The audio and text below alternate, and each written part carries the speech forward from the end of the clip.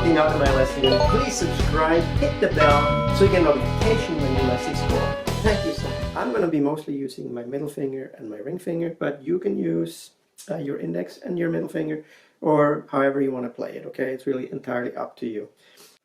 The other thing is you can improvise this if you want to do some hammer-ons and some vibratos, and then feel free to do that, okay? This is not a strict solo to follow.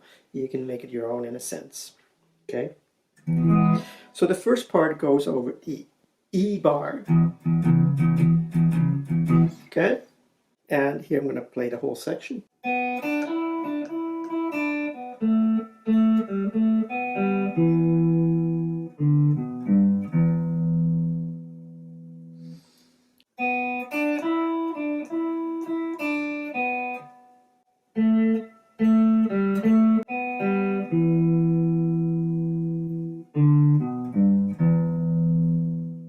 So a vibrato right here. I